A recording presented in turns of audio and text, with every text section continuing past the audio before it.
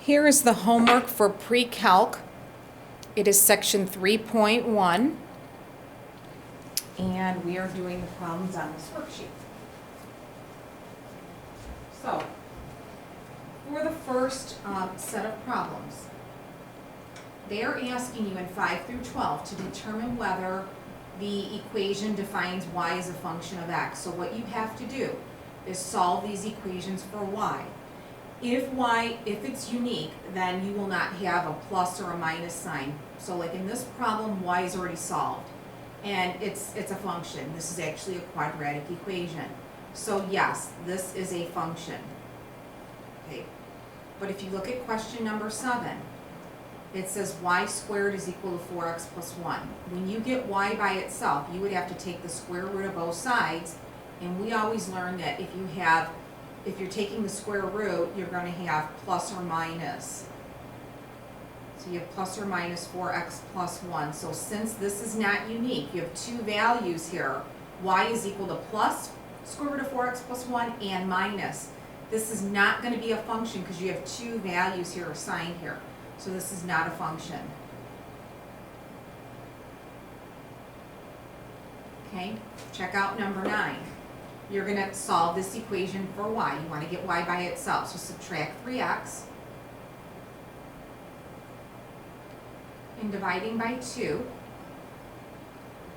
get y is equal to negative 3/2 x plus 6. This is unique. This is just one value here. So yes, this is a function. Whereas number 11 will not be, because when you subtract x squared and you take the square root, you're going to get plus or minus here.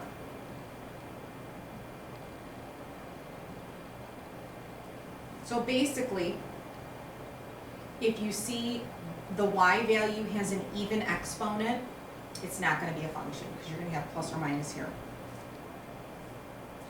These next ones, we're going to evaluate each of these functions. There's 3 functions, f of x, g of x, or g of t, and h of x. Depending on the name of the function, that is where you will plug this, evaluate that number. So for number 13, it says f of 0. So you would plug the 0 into the function named f. So what would be f of 0? You'll put a 0 here. Everywhere you see an x, you're going to put a 0. So you end up with the square 0 plus 3. So I'll write it all in. So 0 plus 3, and then minus 0 plus 1. On these ones, you can simplify as many as you can, and the rest, if it's too difficult to simplify, don't worry about that. So 0 plus 3 is 3, so it's the square root of 3, and you can get rid of that 0 and then plus 1. So that's your answer for that one. For number 15, this is asking you for the square root of x plus 3. So you're going to do, just replace square root of 2 right here for x, square root of 2, and then plus 3 minus the square root of 2, and then plus 1. Now for this, if you want to turn it into a decimal, that's fine, otherwise just leave that one. For number 17, you're going to plug negative 2 in to the f function. So you have, let's put negative 2 in, negative 2 plus 3 minus a negative 2, and then plus 1. Well, this gives us a 1. Square root of 1 is 1, and this is plus 2. The two negatives cancel, plus 1 is 4. So now we have h of 3. We're going to plug 3 into the h function. The h function is the bottom one right here. So it's saying 3 squared plus 1 over 3 plus 2. So 3 squared plus 1 over 3 and then plus 2. Now this we can do. 3 squared is 9. And 9 and 2 is 11, so it's 11 and a third. Number 21. We want to plug in 3/2 into the h function. So it's 3/2 squared plus 1 over 3/2, which you're going to flip and multiply, and then plus 2. So this is going to give you 9/4. You're going to flip this and make this 2/3, and then plus 2. Your common denominator is 12 here, so doing this without a calculator shouldn't be too bad. So you're going to multiply this by 3, so 27 twelfths. Multiply this by 4, so you get 8, and then 12, 24. Your answer should be, that would be 35 and 59. 59 twelfths is your answer for this one. For 23, all I want you to do for this one is just plug in a plus k in the h function. So just plug in a plus k. So it'd be a plus k squared plus 1 over a plus k, and then plus 2. You could FOIL that out and get a common denominator, but we'll just leave it like that. Same with this next one, 2 minus x. You're just going to plug in 2 minus x, so it's 1 over 2 minus x squared plus 1 over 2 minus x. I'm sorry, this is not 1 over, this is just 2 minus x squared plus 1 over 2 minus x plus 2. There's no 1 over, it's just x squared. 27 is the g function now. You're going to plug 3 into the g function, which is right up here. It's t squared minus 1. So what's 3 squared minus 1? That'd be 9. 9 minus 1 is 8. It's easy. And then plugging 0 in the g function. What's 0 squared minus 1? That would be negative 1. And then s plus 1 squared minus 1. S plus 1 squared minus 1. You've got, if you square this, you get s squared plus 2s plus 1 minus 1. Those cancel. And for 33, you're going to plug negative t in, so it's negative t squared minus 1. So that's going to be t squared minus 1. 35, 37, and 39, you have to do the difference quotient rule. So the easiest way to do this is to evaluate this function for f of x plus h, and then x. So what you're going to do, you're going to plug in x plus h into this function. So you're going to plug x plus h right here. So it's x plus h plus 1. That's what you get for x plus h. Then you're going to do f of x, which is if you plug x in here, you get x plus 1. Now this rule, it's a recipe, it tells you to take the x plus h and subtract the x function, f of x, and then divide it all by h. So we're going to take this, subtract this, and divide it all by h. So here we go. X plus h plus 1 minus x plus 1 all over h. Now we're going to distribute the negative, so x plus h plus 1 minus x minus 1 over h. What happens here are the x's cancel, the 1's cancel, and you have h over h. H over h is 1. Next one. Same thing. You're going to evaluate x plus h. So if you were to plug x plus h right here, you get 3 times x plus h, and then plus 7, which is 3x plus 3h plus 7. I put brackets around that. The f of x is exactly what you have here, 3x plus 7. So now what we're going to do is take these two and subtract them. So you have 3x plus 3h plus 7. Now you can subtract them however you want. If you want to distribute the negative and write negative 3x minus 7, that might save you some space here.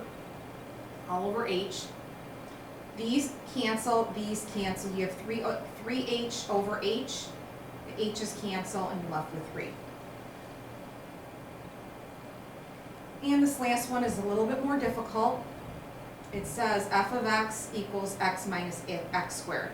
So up here I'm going to write, because I'm going to run out of room, x plus h. If you plug x plus h here, you have x plus h minus x plus h squared. So there's some work here you could do. You can square this minus, this is x squared minus 2xh plus h squared. So when you distribute the negative, f of x plus h is x plus h minus x squared plus 2xh and then minus h squared.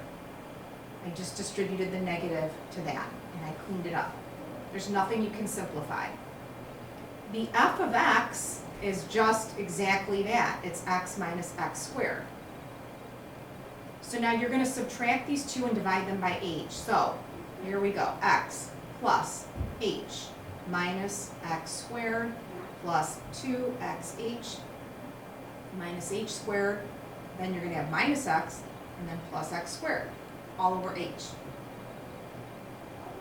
Check out what cancels. The x squareds cancel. The x's cancel. So you have h plus 2xh minus h squared over h. So we have an h everywhere that we can cancel. So if you pull the h out, you have 1 plus 2x minus h over h. These cancel and your answer is 1 plus 2x minus h.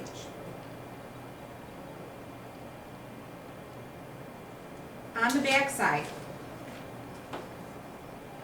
we are talking about the domain and we want to put the answers in interval notation. So for 43, it's x squared. You want to look at what numbers can't you put in for x. So for this first one, there's no restriction. You can plug any number and square it, so it's all real numbers. For number 44, I have a fraction here. You can't have, x can't be 0. You can't plug a 0 in this problem. So your domain would be from negative infinity to 0, and then from 0 to infinity. You put parentheses with 0 because you can't use 0 as a number for this domain. For 45, this says the absolute value, it's hard to read, absolute value of t minus 1. We've learned that we can take the absolute value of any number, so there's no problem. It's all real numbers for the domain. You can do any number you want. For 46, we have a square root. Square root is 0. You can't take the square root of a negative number. So what you do is you set underneath it greater than or equal to 0.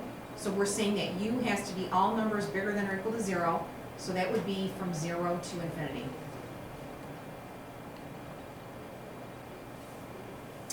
For 47, we can have anything here, but we can't have a 0. We can't have a negative number here. So again, the domain is all real numbers greater than or equal to 0, so 0 to infinity. These are fine, these do nothing. For 48, this is going to be like what we did on the last chapter. You're going to set underneath here, x plus 1 squared. We want this greater than or equal to 0. So if we take our calculator, we did these problems on our last test. You're going to graph on your calculator, parenthesis, x plus 1 squared. We're going to graph that.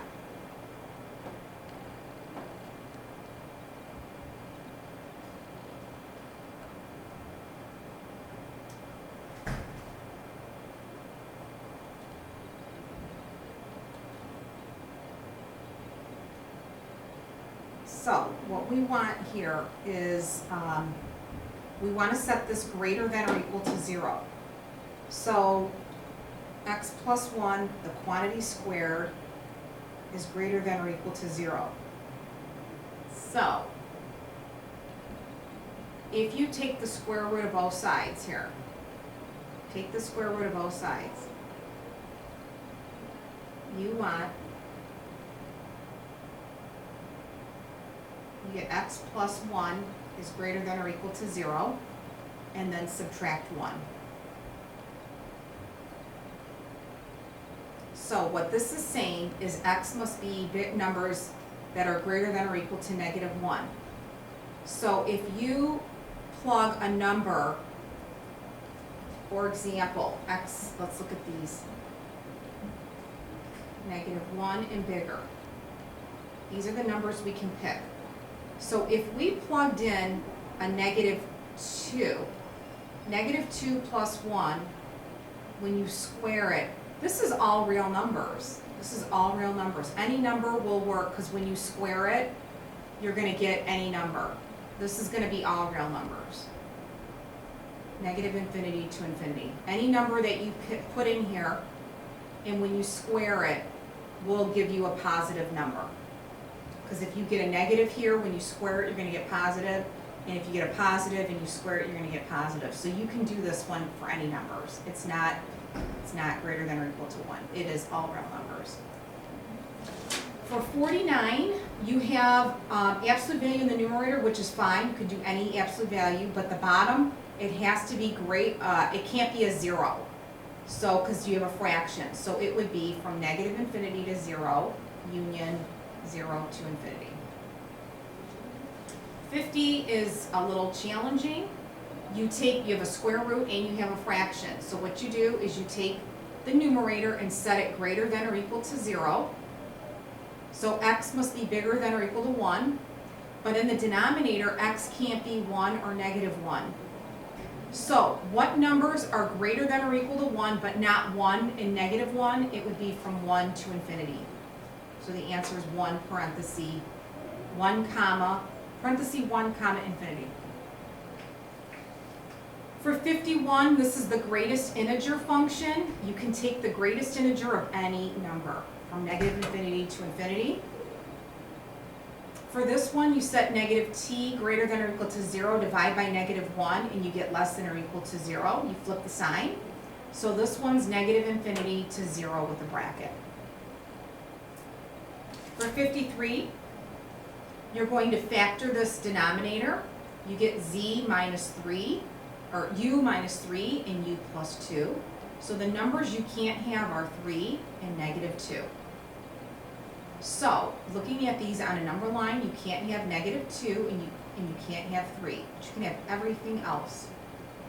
So what's your domain? Your domain goes from negative infinity to negative 2, union negative 2 to 3, union 3 to infinity. It's all of these numbers skipping over negative 2 and 3. And for 54, we're going to set underneath this, like we did the last one, to show you. We're going to do square root. We're going to do, we want this underneath this. We want this to be greater than or equal to 0. So I'm going to graph 4 minus x squared.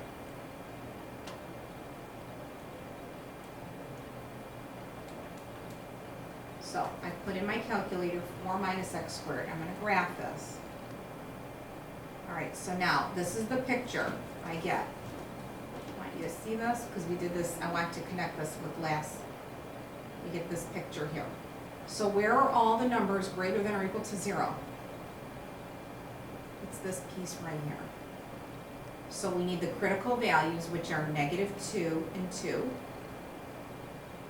So we can use them because they are equal to 0. So the answer to this one would be negative 2 comma 2.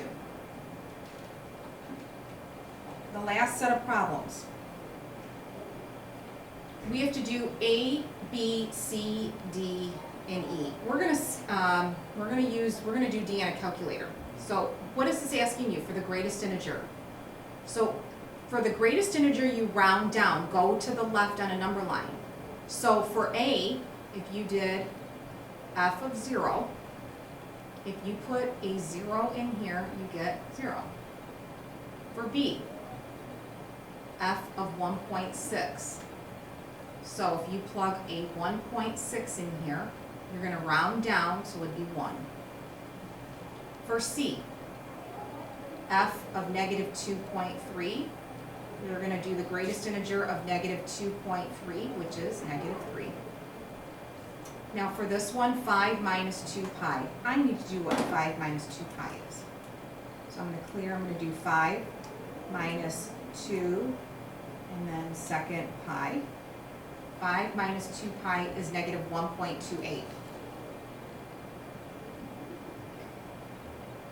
So what is the greatest integer? It would be negative 2. And what is the domain of this function?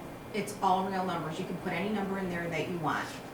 So for E, the domain is negative infinity to infinity. Okay, so for 59, we need to look at these two. This is a piecewise. You are going to evaluate, use x squared plus 2x for the numbers that are less than 2. So if it's a 2 or less than that, you use the top function. If it's between 2 and 20, so you use the bottom one. So for A, where is, we need f of 0. Where do we get a 0 at? Well, 0 would be in this function right here. So that means we have to plug 0 in here. What's 0 squared plus 2 times 0 is 0. For B, 1.6. Where is 1.6? It's here. So we're going to do f of 1.6. We're going to do 1.6 squared plus 2 times 1.6.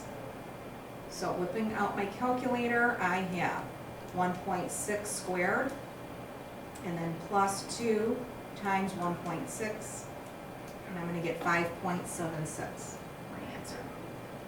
For C, we have negative 2.3. Where's negative 2.3 at? It's this bottom one, or the top one again. So negative 2.3 squared plus 2 times negative 2.3. So we have negative 2.3 squared, and then plus 2 times negative 2.3, and I get 0.69. For D, negative 1, they all look like they're in the top one. For D, we have f of negative 1.28, and that was what 5 minus 2 pi is. So we're going to do negative 1.28 again. We're going to do negative 1.28 squared plus 2 times negative 1.28. And let's evaluate that with the calculator. So we get negative 1.28 squared, and then plus 2 times negative 1.28. And hopefully my answer is right, negative 0.9216. And then the domain is all of this right here. And it goes from negative infinity all the way to 20. So your domain is negative infinity to 20 with a bracket, parenthesis and a bracket. For 61, we have A, f of 0. Where is the 0 at? 0 is going to be in this category right here. So we're going to plug a 0 in here. Absolute value of 0 is 0. 0 minus 5 is negative 5. For B, we have f of 1.6. 1.6 is in this middle region right here. So it's the absolute value of 1.6, which is 1.6 and minus 5. 1.6 minus 5 is negative 3.4. Number C. C is, we have negative 2.3. So where's negative 2.3?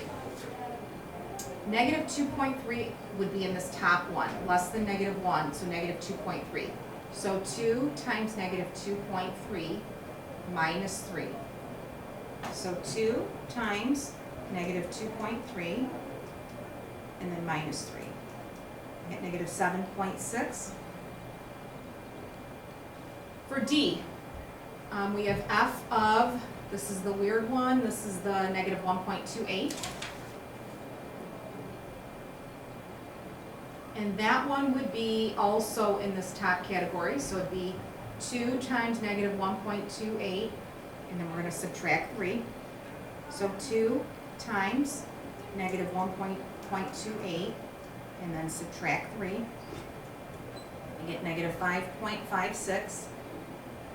And what's the domain? The domain is all of this. So it goes from negative infinity to negative 1, then all the way to greater than 2, so it would be, the domain would be for this one, negative infinity to infinity. That's the domain. All the numbers are covered. That is the end of the homework.